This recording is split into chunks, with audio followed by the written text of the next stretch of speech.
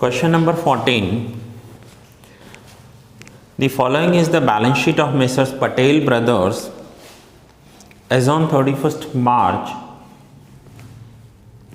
On the above date, a new company Himmat Limited was incorporated with an authorized capital of rupees 2 lakhs divided into equity shares of rupees 100 each to take over the running business of the firm except investment, debtors and creditors. अब जो new company है ना वो पुरानी firm के investments नहीं लेगी, debtors लेने के लिए मना कर दिया और क्रेडिटर्स लेने के लिए मना कर दिया. The company also agreed to collect debtors and make payments to creditors on behalf of the firm. अब यहाँ पर क्या है कि देखो फर्म तो क्लोज हो गई, फर्म तो अब रही नहीं, फर्म बंद होने जा रही है, फर्म ने अपना पूरा बिजनेस कंपनी को दे दिया, तो कंपनी उनके डेटर्स और क्रेडिटर्स नहीं ले रही है, यानी ये दोनों चीज़ें कंपनी नहीं लेगी, लेकिन बिजनेस तो सेम है. अब इस कंपनी को इन्हीं डेटर्स और इन्हीं क्रेडिटर्स के साथ फ्यूचर में काम भी करना है क्योंकि बिजनेस सेम है. तो कंपनी इस फर्म को क्या बोल रही है कि हमें आपके डेटर्स नहीं चाहिए, हमें आपके क्रेडिटर्स भी नहीं चाहिए, लेकिन हम फ्यूचर में इनके साथ ही काम करेंगे. तो कंपनी का एक एग्जीक्यूटिव डेटर्स के पास ऑलवेज विजिट करेगा अपना माल बेचने के लिए, पैसा कलेक्ट करने के लिए, तो साथ में ये जो फर्म के पैसे हैं ना वो भी लेता हुआ आएगा. डेटर्स क्या होते हैं? कस्टमर्स होते हैं. फर्म ने क्रेडिट पे डेटर्स को बेच दिया, अब कंपनी होने जा रही है, तो कंपनी बोल रही है फर्म को आप अपने डेटर्स खुद ही रखो. अब सपोज करते हैं कि ये फर्म अहमदाबाद में है और ये डेटर सूरत में है, ठीक है. अब फर्म को डेटर्स के पास पैसा लेने के लिए जाना पड़ेगा, अब फर्म का एक्सपेंडिचर भी होगा. अब हो सकता है फर्म का 1000 रुपीज़ बाकी और 1000 रुपीज़ लेने के लिए सूरत जाएंगे तो 500 तो एक्सपेंडिचर हो जाएगा. बट कंपनी का एक सेल्समैन ऑलवेज एवरी मंथ एक दिन के लिए सूरत जाता है इन डेटर्स के पास अपने नए सैंपल्स दिखाने, ऑर्डर लेने, तो साथ में क्या करेगा, फर्म के पैसे भी लेता हुआ आएगा. आए समझ में? यानी कंपनी इनके डेटर्स ले नहीं रही है, लेकिन डेटर्स में से जो कलेक्शन होगा ना वो करके देगी कंपनी इनको. अब कंपनी का जो सेल्समैन जा रहा है डेटर्स के पास, अपना काम भी करके आएगा, फर्म का काम भी करके आएगा, बट ये फ्री में नहीं करेगा, इसके सामने कंपनी इनसे कमीशन चार्ज करेगी. क्योंकि अगर फर्म में से कोई अलग से ये काम करने जाए तो उसका एक्सपेंस तो होगा, आने जाने की टिकट लगेगी, तो यही काम अगर कंपनी करके दे रही है तो कंपनी इनसे कमीशन चार्ज करेगी.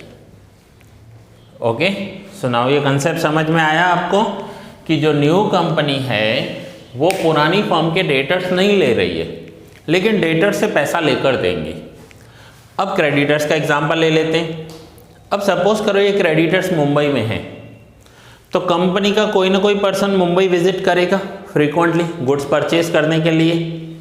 अब क्रेडिटर्स को पेमेंट करना है, तो ये ऑन बिहाफ ऑफ फर्म अपना पेमेंट तो कंपनी अपना पेमेंट तो क्रेडिटर्स को करेगी, but on behalf of firm उनका पेमेंट भी करके आएंगे. साथ में एक ही बंदा जाएगा, एक ही पर्सन जाएगा जो कंपनी का एम्प्लॉय होगा, वो कंपनी की पेमेंट भी करता हुआ आएगा, साथ में फर्म की पेमेंट भी करता हुआ आएगा.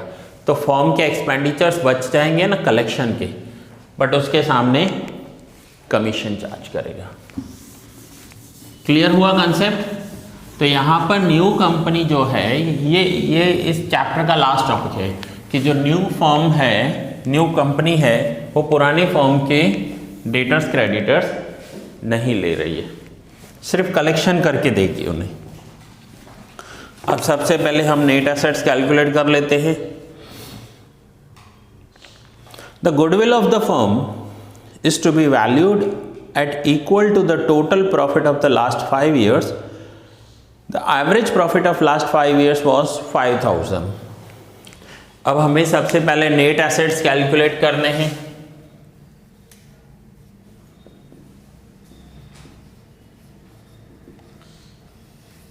सो नेट एसेट्स में assets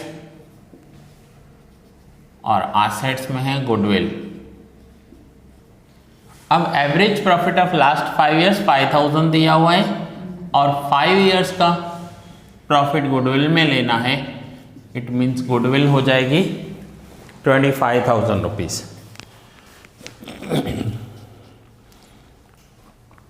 Fixed assets as shown in the books are 10% less than the market value, whereas the stock is overvalued by 10%. अब जो फिक्स्ड एसेट्स है ना, ऊपर फिक्स्ड एसेट्स में क्या क्या है, land and building and plant and machinery. इनकी जो वैल्यू है ना वो 10% कम लिखी हुई है। सो लैंड एंड बिल्डिंग कितना लिखा हुआ है बुक में ऊपर, तो ये 90,000 का 1 लाख हो जाएगा।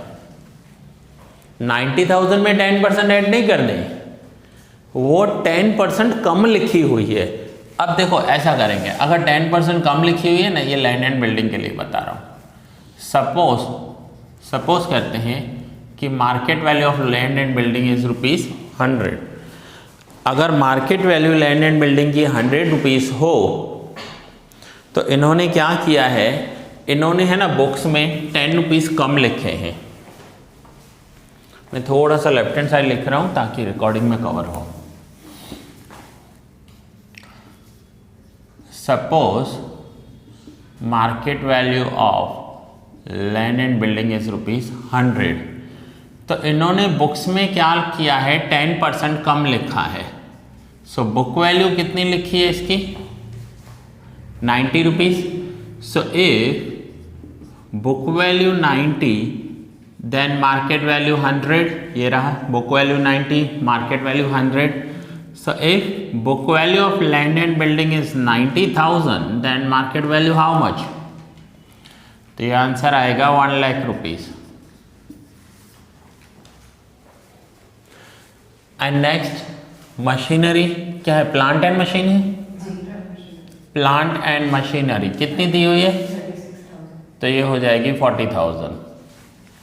सेम इसी मेथड से करेंगे, इसी मेथड से करेंगे तो 100 market value 90 book value. So if book value 90 market value 100, if book value 36,000 then market value how much, तो ये आंसर आएगा 40,000। सो प्लांट एंड मशीन का जो वैल्यू है दैट इज 40,000।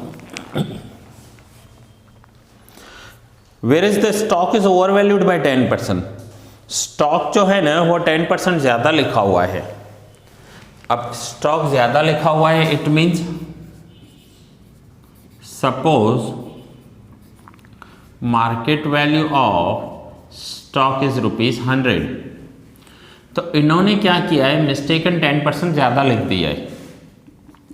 10% या ज़्यादा यानी बुक वैल्यू स्टॉक की कितनी लिखी है इन्होंने, 110। यहाँ पर ऊपर कम लिखा था तो माइनस किया, यहाँ ज़्यादा लिख दिया है तो प्लस किया। नाउ सेम यही इक्वेशन अप्लाई करेंगे। If book value 110 market value 100, हमेशा एसेट्स मार्केट वैल्यू पर लिखते हैं, चाहे वो कम हो जाए या ज़्यादा हो जाए, ठीक है। लेकिन स्टॉक में क्या लिखते हैं, बुक वैल्यू या market value which ever is lower, ठीक है। चलिए इसकी वैल्यू निकालो।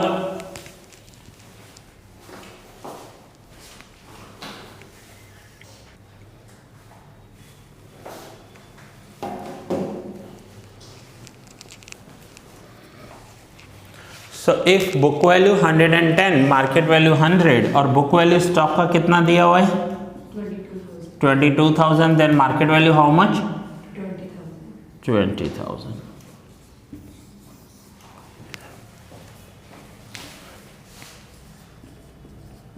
सो स्टॉक 20,000।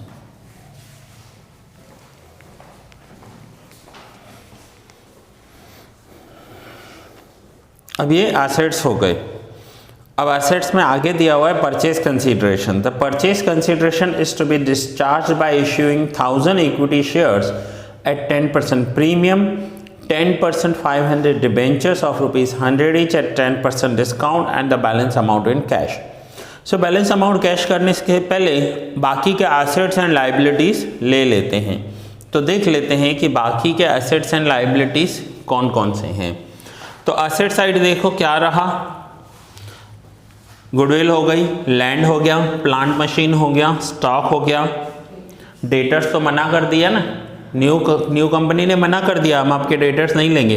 देखो न्यू कंपनी को क्या लगता है, कई बार डेटर्स ऐसे होते हैं ना जो पैसा नहीं देने वाले होते हैं, तो न्यू कंपनी को डर लगेगा कि हम इनके डेटर्स ले तो लें लेकिन फ्यूचर में कलेक्शन होगा या नहीं होगा। सो मना कर दिया कि नहीं हम आपके डेटर्स नहीं लेंगे। देन नेक्स्ट इज बिल्स, ये बिल्स रिसीवेबल हैं, ठीक है। बिल्स कितने के हैं, बिल्स 10,000। इन्वेस्टमेंट्स मना कर दिया ऊपर लेने के लिए, देखो ऊपर बोला हुआ था कि इन्वेस्टमेंट्स नहीं लेंगे।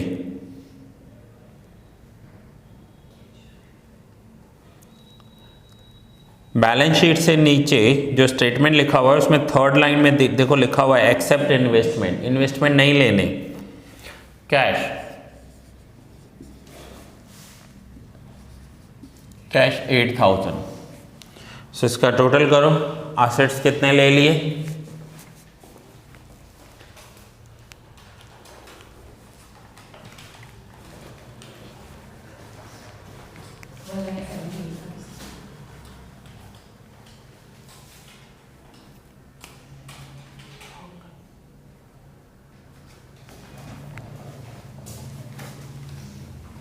सो टोटल आ रहा है 2,03,000।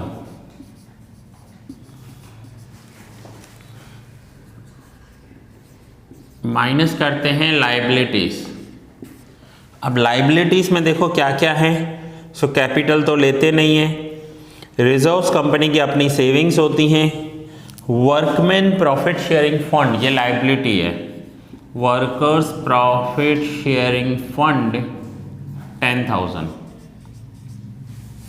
ये लाइबिलिटी है। क्रेडिटर्स लेने के लिए मना कर दिया कि हम आपके क्रेडिटर्स नहीं लेंगे। Then bank loan, bank loan 30,000। So 10 + 30 40,000 total.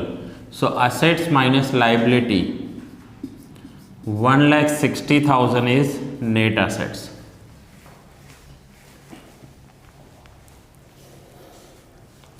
सो हमने पहले नेट एसेट्स लिख दिया। नाउ नेट एसेट्स के बाद नेक्स्ट स्टेप क्या होता है, so next step is payment, जिसमें हम परचेज कंसिडरेशन देखेंगे कि कैसे डिस्चार्ज किया है इन्होंने।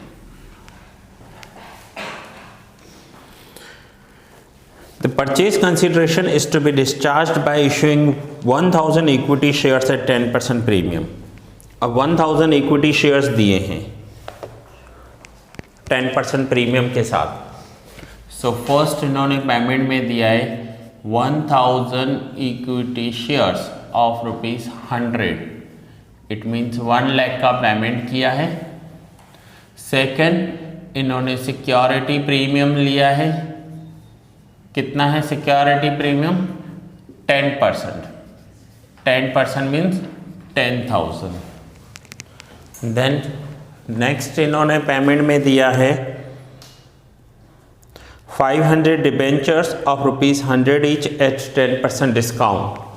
सो 500 debentures of ₹100 each 50,000 at 10% discount, discount minus करेंगे। सो ये डिबेंचर्स कितने में दिए 45,000 में, and the balance amount in cash. So ये क्वेश्चन मार्क है कि कैश कितना, टोटल परचेज कंसीडरेशन होना चाहिए 1,63,000। 163 क्यों, क्योंकि ये 163 में पूरा बिजनेस इन्होंने परचेज किया है। सो 1,63,000 में परचेज किया है। So remaining balance in cash कितना आ रहा है, सो 163 में से ये तीनों अमाउंट्स माइनस करेंगे, 1 लाख प्लस 10,000 110, 145, 155 माइनस करेंगे 163 में से, सो डिफरेंस आ रहा है 8,000 इन कैश। तो ये हमने पहले नेट एसेट्स कैलकुलेट किए, परचेज कंसीडरेशन कैलकुलेट किया। अब जर्नल एंट्री का एक फॉर्मेट बनाएंगे और जर्नल एंट्रीज करेंगे।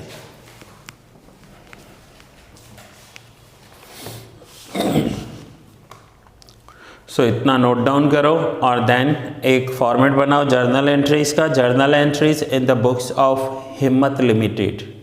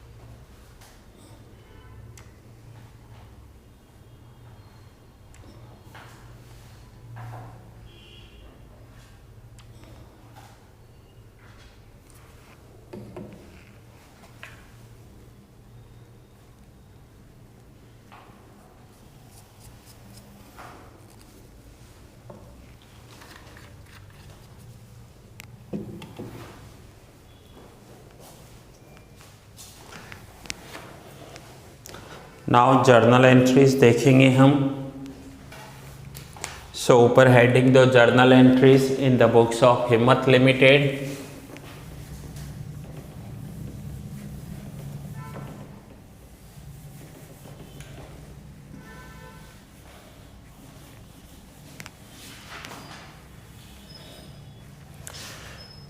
सो फर्स्ट जर्नल एंट्री होगी, एसेट्स ले रहे हैं तो एंट्री करेंगे goodwill account debit, land and building account debit, plant and machinery account debit, stock account debit, bills account debit, cash account debit. ये सारे के सारे एसेट्स ले लिए। सो उसके बाद लाइबिलिटी ली हो तो क्रेडिट करेंगे। So to workman profit sharing fund account, ये लाइबिलिटी ली है 10,000।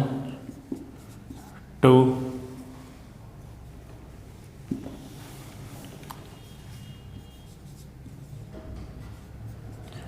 Bank loan account 30,000।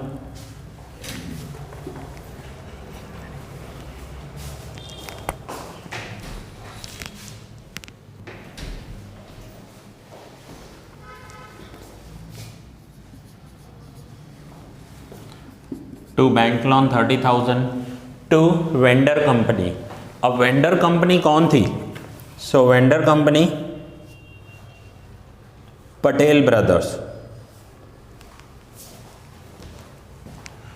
So to messrs Patel brothers 1,63,000।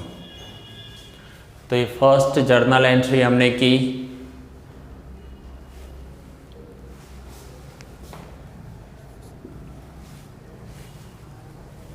Patel brothers से उनका पूरा एंटायर बिजनेस ले लिया।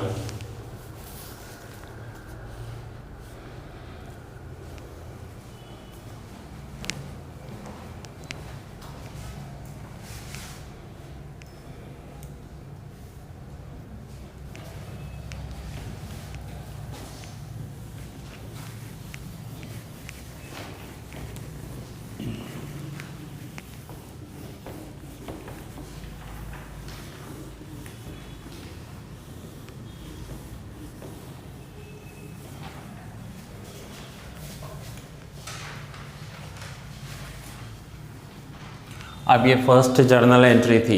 इस चैप्टर में जर्नल एंट्रीज थोड़ी लेंदी होने वाली हैं, इस सम में, यानी क्योंकि उनके क्रेडिटर्स लिए हैं, फिर डेटर्स लिए हैं, उनका पेमेंट भी आएगा, सो वो सब भी एंट्रीज करेंगे। सो सेकेंड एंट्री पहले जितनी हम करते हैं वो तो कर लेते हैं। सेकेंड एंट्री पटेल ब्रदर्स को पेमेंट दिया है, सो एंट्री करेंगे messrs Patel brothers account debit 1,63,000। अब यहाँ पर एक लाइन का गैप देंगे क्योंकि अभी डिबेंचर डिस्काउंट आएगा इधर। सो पहले क्रेडिट कर लेते हैं क्या क्या दिया है। तो परचेज कंसिडरेशन में देखो क्या क्या दिया है। सो सबसे पहले इक्विटी शेयर्स दिए हैं। So to equity share capital, कितने के हैं equity shares? 1 lakh. Then to security premium, security premium credit होगा। देन टू डिबेंचर्स, डिबेंचर्स के आगे अगर कोई परसेंटेज लिखा हो तो वो लिख दिया करो। डिबेंचर के आगे कोई परसेंटेज है 10% है, क्योंकि ये होता है कि उन डिबेंचर्स का इंटरेस्ट कितना है। सो टू 10% डिबेंचर्स अकाउंट 50,000, 45 नहीं लिखेंगे, यहाँ 50 लिखेंगे और उसका जो डिस्काउंट होता है वो डेबिट करेंगे, इसलिए यहाँ लाइन आपसे छुड़वाई थी। So discount on debenture account debit 5,000। So 5 debit किए, 50 क्रेडिट किए, तो ओवरऑल देखो तो हमने 45 ही क्रेडिट किए हैं। And the remaining amount in cash, so to cash account 8,000। सो ये हो गया पेमेंट, पेमेंट कर दिया।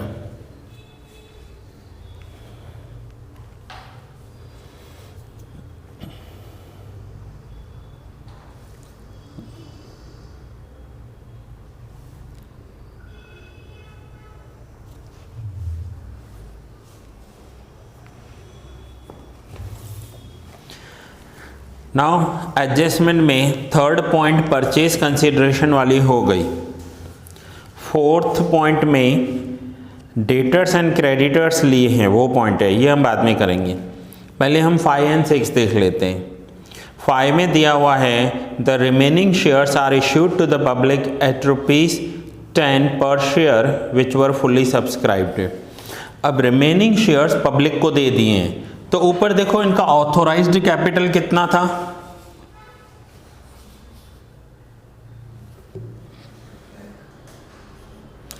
कंपनी का ऑथोराइज्ड कैपिटल कितना था? 2 लाख था। बैलेंस शीट के नीचे सेकंड लाइन पे दिया हुआ है ऑथोराइज्ड कैपिटल 2 लाख था। उस 2 लाख में से 1 लाख के शेयर्स तो पटेल ब्रदर्स को दे दिए। अब बाकी के 1 लाख के शेयर्स इश्यू करने हैं। सो कंपनी अपना न्यू इश्यू कर रही है, तो एंट्री होगी bank account debit to equity share capital account and to security premium account. 1 lakh के शेयर्स 10% प्रीमियम के साथ या 10 रुपीज़ प्रीमियम के साथ दिए हैं और 100 रुपये का शेयर था, तो एंट्री होगी bank account debit to equity share capital to security premium.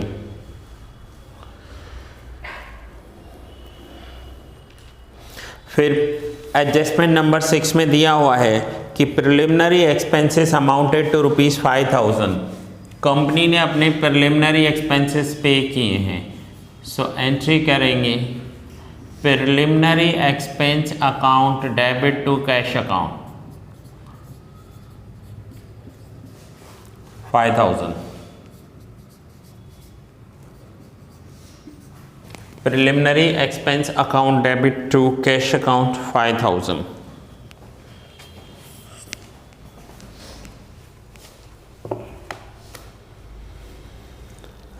अब इसके बाद अगर न्यू कंपनी ने पुरानी कंपनी के कोई डिसॉल्यूशन एक्सपेंस पे किए हो तो उसकी एंट्री आप सीख कर आए हो।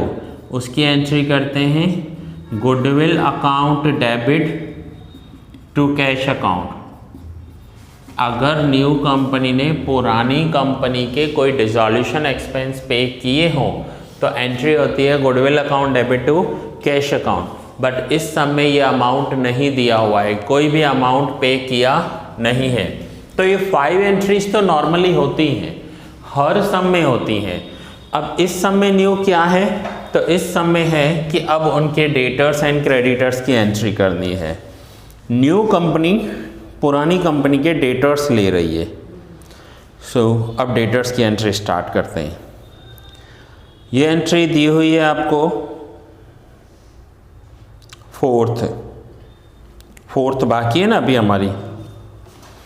फोर्थ में दिया हुआ है the company has collected 45,000 in cash from debtors after allowing 10% discount and 75% creditors have been paid off at 10% discount. अब कंपनी ने डेटर से पैसा भी कलेक्ट किया है और क्रेडिटर्स को पेमेंट भी दिया है। तो पहले तो है कि वो पुरानी कंपनी जो है, पुराना जो फॉर्म है वो न्यू कंपनी को अपने डेटर्स हैंडओवर करेगा। डेटर्स हैंडओवर करेगा कि ये लो आप हमारे डेटर्स ले लो, उनसे पैसा कलेक्ट कर लेना।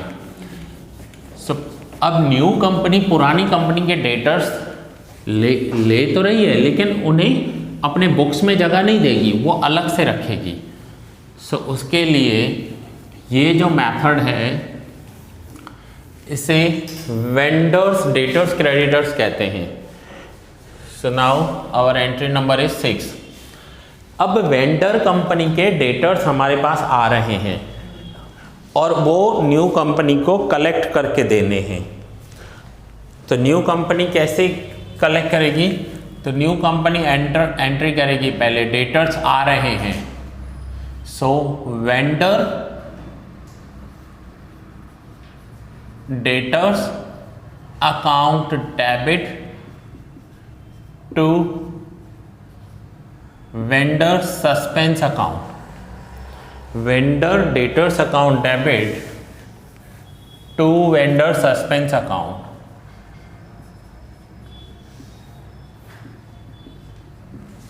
अब ऊपर बैलेंस शीट में देखो डेटर्स कितने थे,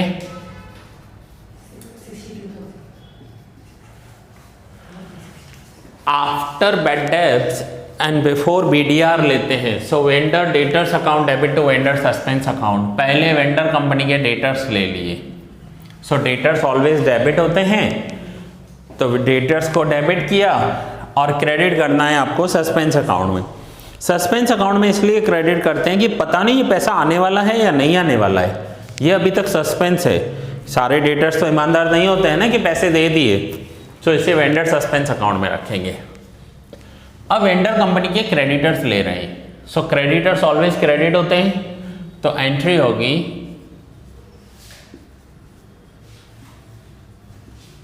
vendor suspense account debit to vendor creditors account 40,000। Vendor suspense account debit to vendor creditors account 40,000 के क्रेडिटर्स लिए हैं। अब आ जाओ ऊपर एडजस्टमेंट में। ये तो हमने बैलेंस शीट से पहले वेंडर कंपनी के डेटर्स ले लिए। अब लिखा हुआ है the company has collected 45,000 in cash from debtors after allowing 10% discount. 10% discount देने के बाद डेटर्स से 45,000 कलेक्ट किए। सो हम सपोज करते हैं कि सपोज जो डेटर्स हैं वो 100 रुपीज़ के हैं और उनको 10% का डिस्काउंट दिया गया। सो डेटर से पैसा कितना कलेक्ट हुआ होगा, 90। अगर 100 रुपीज़ के डेटर्स हैं और 10% डिस्काउंट दे रहे हैं तो 90 रुपीज़ कलेक्ट हुए होंगे। सो यहाँ इक्वेशन अप्लाई करेंगे, if 90 cash received then debtors 100। अब रिसीव्ड कितना हुआ है cash, 45,000। So if cash received 45,000 debtors how much, तो ये आंसर आ जाएगा 50,000। यानी 50,000 के डेटर्स को 10% डिस्काउंट दिया है। सो 50,000 का 10% कितना होता है? 5,000। 50,000 के डेटर्स को 10% डिस्काउंट देकर उनसे पैसा कलेक्ट किया गया है। अब ये पैसा किसके पास आया होगा? तो ये पैसा पहले तो न्यू कंपनी के पास आएगा, फिर न्यू कंपनी पुरानी फर्म को पे करेगी। तो जर्नल एंट्रीज तो in the books of new company है। सो न्यू कंपनी एंट्री कर रही है बैंक अकाउंट डेबिट 45,000। अब ये जो डिस्काउंट दिया ये किसका लॉस हुआ? तो ये हुआ ओल्ड फर्म के लॉसेस हुए, क्योंकि ये तो उनके डेटर्स हैं। तो उनके लिए लिखेंगे vendor suspense account debit 5,000 to vendor debtors account 50,000। Bank account debit, vendor suspense account debit to vendor debtors account. पैसा आया 45,000 और वेंडर डेटर्स ने दिया।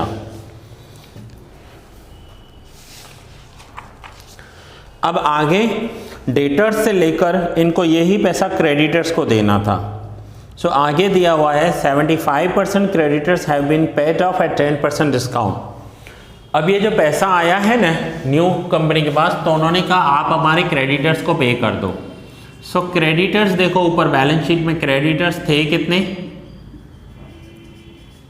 40,000। इस 40,000 में से 75% लोगों को पेमेंट दे दिया है। सो 40,000 में से 75% लोगों को पेमेंट दे दिया है, यानी 30,000 क्रेडिटर्स को पेमेंट दिया है और क्रेडिटर्स का पेमेंट 10% डिस्काउंट के साथ किया है, यानी क्रेडिटर से भी डिस्काउंट लिया है पेमेंट करते वक्त। सो कितना पेमेंट किया होगा? 27,000 पेड टू क्रेडिटर्स। ये क्रेडिटर्स को पेमेंट कर दिया। अब ये क्रेडिटर्स हैं किसके? मुझे बताओ ये क्रेडिटर्स हैं किसके? वेंडर कंपनी के क्रेडिटर्स हैं। ये जो क्रेडिटर्स को पेमेंट हो रहा है ये हमारे क्रेडिटर्स नहीं है, हम यानी न्यू कंपनी की बात कर रहा हूँ, ये न्यू कंपनी के क्रेडिटर नहीं है, ये वेंडर क्रेडिटर्स हैं। सो एंट्री होगी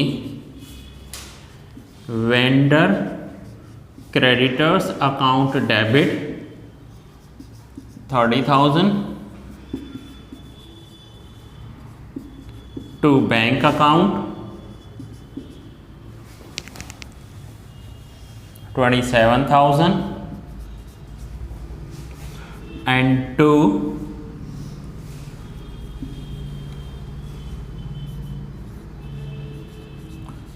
vendor suspense account 3,000। ये एक इम्पॉर्टेंट सम है। ये जो अभी स्टूडेंट्स यहाँ बैठे हो उनको एक बार घर पर जाकर फिर से रिवाइज करना चाहिए, एंड जो ऑनलाइन देख रहे हो उन्हें तो 2 बार रिकॉर्डिंग देखनी चाहिए, क्योंकि न्यू है इसलिए थोड़ा समझने में टाइम लगेगा। अब 4th नंबर पॉइंट फिर से रीड कर रहा हूं।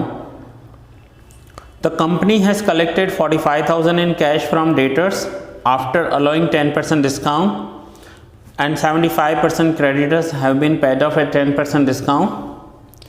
The company is entitled for a commission at 10% on amount collected and 50% discount received from creditors. The company paid the amount due to the firm. अब यहाँ पर है कि ये कंपनी जो काम कर रही है ना, ये डेटर से पैसा कलेक्ट किया, क्रेडिटर्स को पैसा दिया, ये फ्री में नहीं करेगी। ये न्यू कंपनी पुरानी कंपनी से अपना कमीशन चार्ज करेगी। सो ये आप लोग नोट डाउन कर लेना, ठीक है।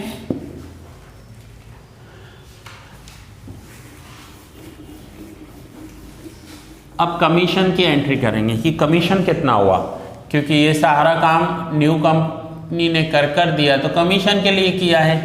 सो कमीशन लेगी, सो कमीशन की हम एंट्री करेंगे। सो देखते हैं कमीशन कितना हुआ है।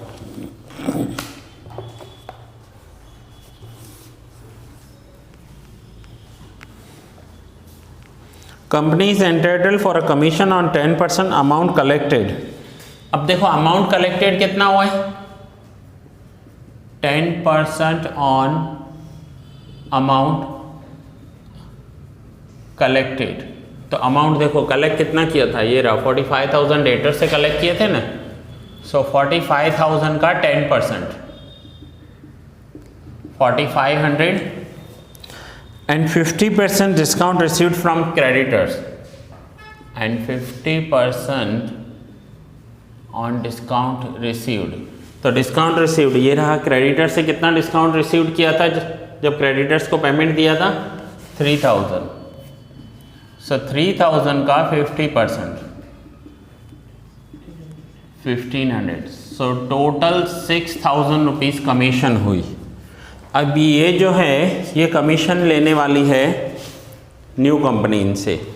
सो कमीशन के लिए एंट्री करेंगे, कमीशन की एंट्री होगी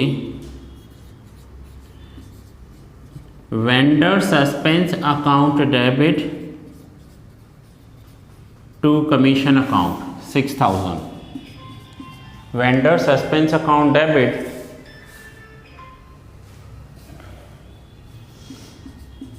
टू कमीशन अकाउंट 6,000।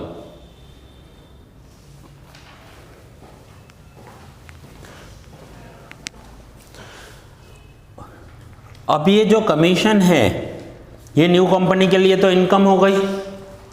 अब न्यू कंपनी के लिए अगर कमीशन इनकम हो रही है तो ये अभी कंपनी स्टार्ट ही नहीं हुई है, कंपनी स्टार्ट नहीं हुई है उससे पहले ही कमीशन इन्होंने अर्न कर ली, तो ये कमीशन अपने बुक्स में नहीं दिखा सकते, इनकम नहीं दिखा सकते। ये जो इनकी इनकम होगी इसे कैपिटल रेवेन्यू कहते हैं। सो अगर कंपनी स्टार्ट होने से पहले का कोई एक्सपेंडिचर है तो वो गुडविल में जाता था।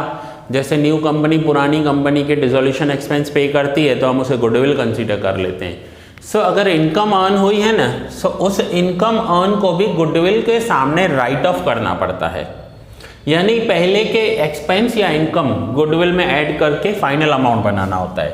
सो ये कमीशन हमने क्रेडिट की है, सो इस कमीशन को राइट ऑफ करने के लिए एंट्री करनी होगी commission account debit to goodwill account 6,000,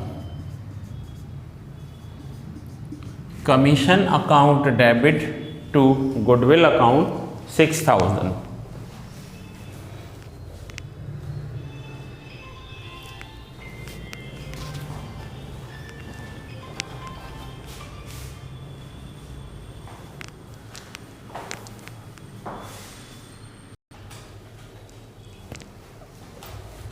commission account debit to goodwill account entry हो गई।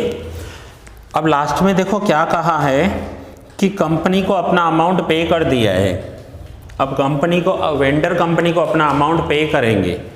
अब वेंडर कंपनी को अपना अमाउंट पे करेंगे।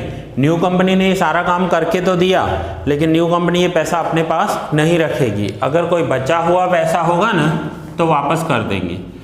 तो last entry vendor suspense account debit to bank account. अब कितना है, 45,000 का कलेक्शन हुआ, 45,000 पैसे कलेक्ट हुए थे, ये रहे। ओके, पेमेंट कितना किया 27। तो न्यू कंपनी जो है पुरानी कंपनी को हिसाब दे रही है कि देखो आपके कस्टमर्स 45,000 हमको देकर गए, हमने आपके क्रेडिटर्स को 27,000 का पेमेंट कर दिया और ये सब काम करने के लिए हमारी कमीशन हुई 6,000। 6,000 का कमीशन हुआ तो बाकी कितना पैसा बचा 12,000। ये न्यू कंपनी पेमेंट कर रही है पुरानी कंपनी को vendor suspense account debit to bank account 12,000। So vendor suspense account debit to bank account 12,000।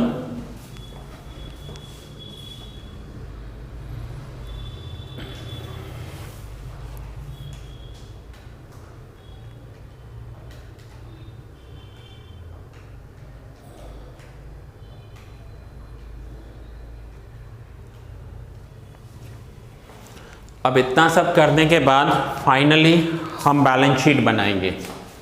So balance sheet in the books of new company. इसमें थोड़ी जर्नल एंट्रीज लेंदी थी,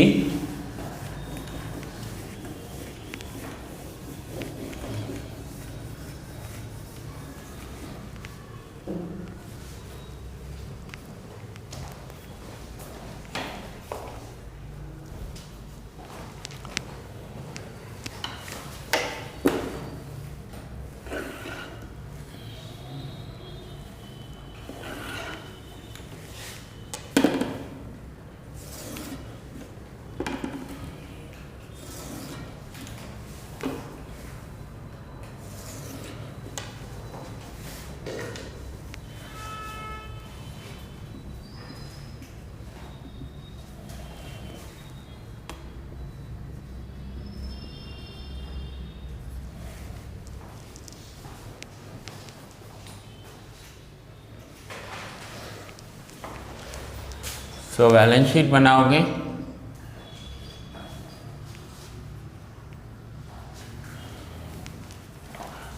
बैलेंस शीट के ऊपर हेडिंग देंगे balance sheet of Himmat limited.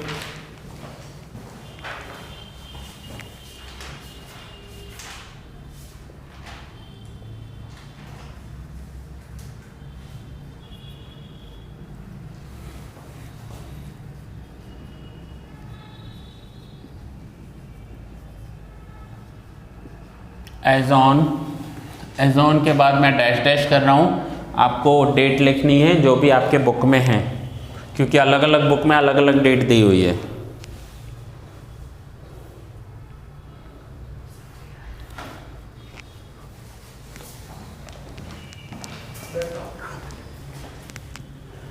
So first हम लिखेंगे authorised share capital.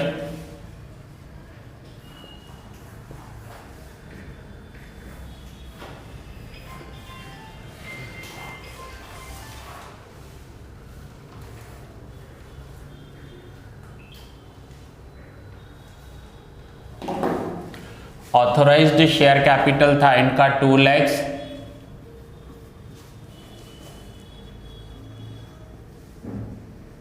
Then issued share capital वो भी है 2 lakh. Then reserves and surplus जिसमें है सिक्योरिटी प्रीमियम 20,000। देखो दोनों शेयर्स जो इन्होंने इश्यू किए हैं ना वो प्रीमियम के साथ इश्यू किए हैं। फिर आप देखो परचेज कंसिडरेशन में डिबेंचर्स दिए हैं 10% डिबेंचर्स 50,000। और दूसरा आप देखो लाइबिलिटी में लोन लिया है क्या सामने वाले का, बैंक लोन है, कौन सा लोन है, एसेट्स माइनस लाइबिलिटीज की है ना, बैंक लोन कितना है, बैंक लोन 30,000 है ये। So bank loan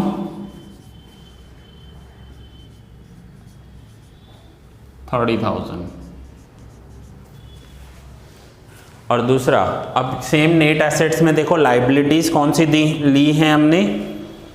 so current liability में है वर्कमैन प्रॉफिट शेयरिंग फंड,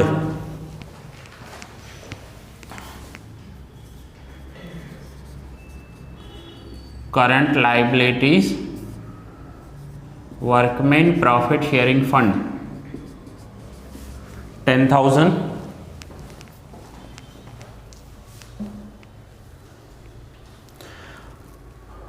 और दूसरा वेंडर कंपनी के क्रेडिटर्स थे 40,000 के, 40 में से उन क्रेडिटर्स को 30 का पेमेंट हो गया तो 10 के क्रेडिटर्स बचे थे उनके। सो वेंडर क्रेडिटर्स 10,000। अभी टेम्पररी उसे बैलेंस शीट में दिखा देंगे। अब एसेट साइड सबसे पहले क्या आएगा, फिक्स्ड एसेट्स। तो फिक्स्ड एसेट्स में है goodwill, land and building, plant and machinery. So goodwill का वैल्यू, गुडविल देखो कितनी है, तो गुडविल है 25,000। उसमें से 6000 हमने राइट ऑफ कर दी यहाँ पर, तो बाकी की गुडविल बची 19,000, land and building 1 lakh, plant and machinery 40,000। ये सारे के सारे वैल्यूज़ मैं नेट एसेट्स में से ले रहा हूँ। नाउ इन्वेस्टमेंट्स नहीं है, अब हम लिखेंगे करंट एसेट्स। तो मुझे करंट एसेट्स बताओ कितने हैं। करंट एसेट्स देखो, सो करंट एसेट्स में है, एक हमने स्टॉक लिया है, बिल्स लिए हैं। सो स्टॉक कितने के हैं 20,000, बिल्स 10,000, वेंडर कंपनी के डेटर्स लिए थे 60 के, जिसमें से 50 का कलेक्शन हो गया, तो बाकी बचे 10 and cash and bank. Cash and bank, cash and bank के लिए नोट बनाएंगे, नोट 1। एंड लास्ट में आते हैं फिक्टिशियस एसेट्स, अगर हो तो लिखेंगे, नहीं हो तो नहीं लिखेंगे। तो फिक्टिशियस एसेट्स में एक यहाँ पर है debenture discount, debenture discount 5,000 and preliminary expenses 5, preliminary expense कितने पे किए 5,000। ओके, नाउ बैंक अकाउंट में देखो कितना पैसा आएगा। सो बैंक के लिए तो नोट बनाते हैं। सो सारी जर्नल एंट्रीज देख लो, अब जर्नल एंट्रीज निकालो। जर्नल एंट्री में देखो नोट 1। अब जर्नल एंट्री में पहले जहां बैंक डेबिट किया हुआ हो ना, कैश और बैंक डेबिट किया हुआ हो, वो हम लिखते जाएंगे। सो फर्स्ट क्या लिखा हुआ है, कैश रिसीव्ड फ्रॉम फर्म कितना है 8,000। सो 8,000 का कैश रिसीव्ड किया। फिर सेकंड जर्नल एंट्री में देखो पेमेंट किया है कुछ, तो माइनस करेंगे। Paid to firm for PC कितना पे किया है 8,000। ओके, देन आगे प्रिलिमिनरी एक्सपेंसेस पेड किए, जो भी पेमेंट किया है वो माइनस करते जाएंगे। प्रिलिमिनरी एक्सपेंसेस पेड किए, कितने पे किए 5,000। ओके, गुडविल में 0 है। अब कैश बैंक कहाँ है, सो कैश बैंक चेक करते जाओ, ये रहा 8th पॉइंट में। डेटर से रिसीव्ड हुआ, कितना रिसीव्ड हुआ 45,000 वेंडर डेटर्स से रिसीव्ड हुआ, माइनस वेंडर क्रेडिटर्स को पे किया, कितना पे किया है 27,000। सो यहाँ पर पेमेंट दिया हुआ है, बैंक अकाउंट लिखा हुआ है ना, vendor creditors account debit to bank account 27।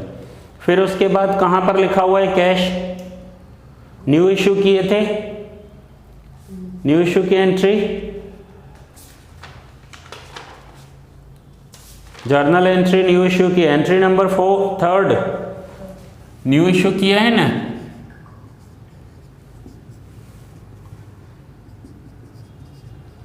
जहां भी बैंक डेबिट किया हुआ है यानी पैसा आया है, बैंक क्रेडिट किया है यानी पैसा गया है। सो न्यू इश्यू कितने का किया है 1,10,000 का। और कुछ रहा कहीं पर देख लो एक बार, कहीं पर भी बैंक हमने डेबिट किया है,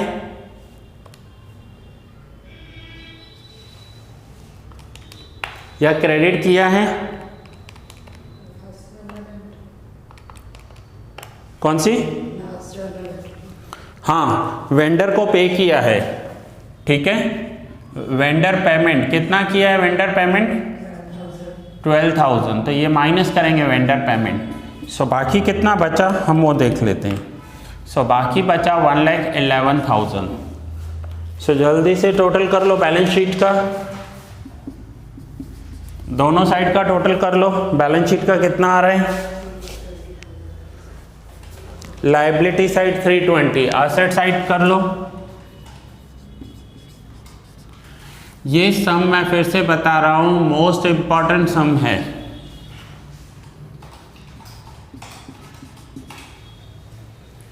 आ रहा है एसेट साइड भी 320,